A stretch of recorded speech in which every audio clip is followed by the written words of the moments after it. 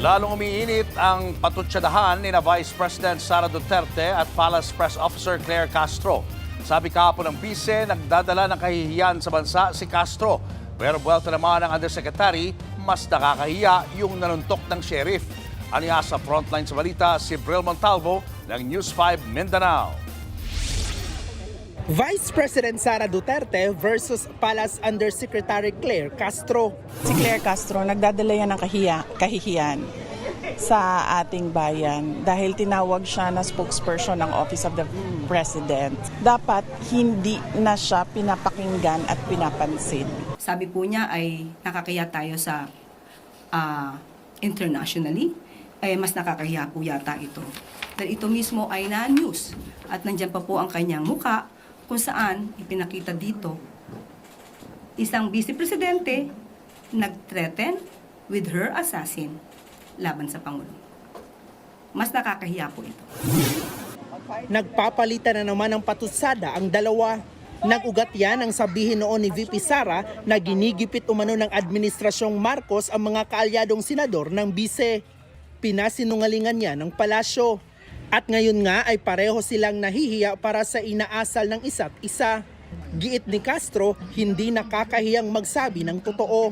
Ang nakakahiya po ay umaming may kakilalang assassin at handang magpapatay ng Pangulo, ng First Lady, at ng dating House Speaker.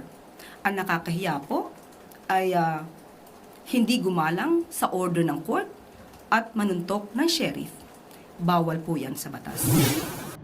Bukod dyan, hindi rin pinalampas ng palasyo ang eksklusibong pahayag na ito ni VP Sara sa News 5. Unang-una ang tanong, meron pa bang bayan, meron pa bang Pilipinas na pag-uusapan sa taong 2028? Lubog na tayo sa basura, sa baha. Yun yung ikinakatakot ko na baka isang araw magising na lang tayo, wala nang maayos na gobyerno, magulo na ang bayan. Kung ang kanyang hula ay magkakatotoo, malamang mangyayari yan kung ang isang leader na iboboto sa 2028 ay isang Manchurian candidate. Isang puppet na isang bansa, baka nga maging probinsya tayo ng isang bansa.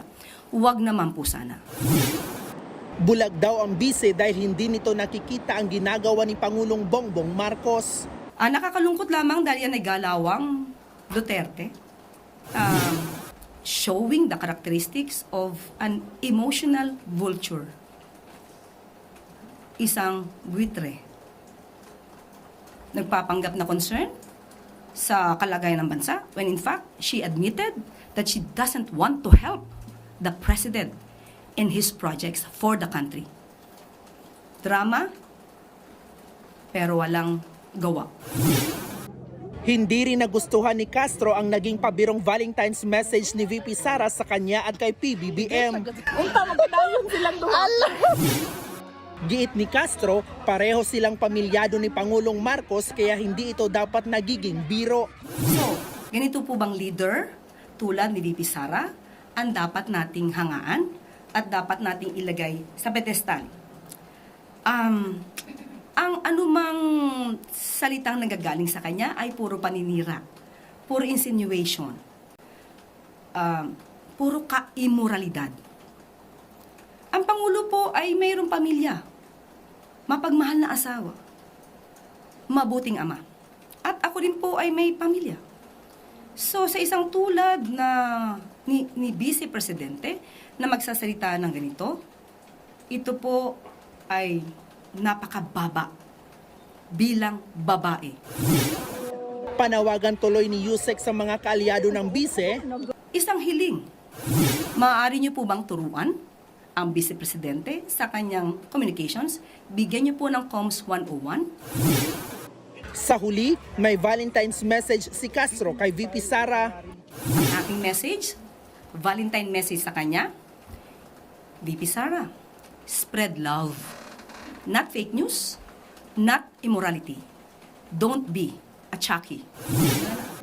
Nagbabalita mula sa Frontline, Bril Montalvo, News 5. Mga kapatid, Julius Babaw po. Para sa komprehensibo at makabuluhang balitaan at talakayan, mag-follow at mag-subscribe na sa social media pages ng News 5.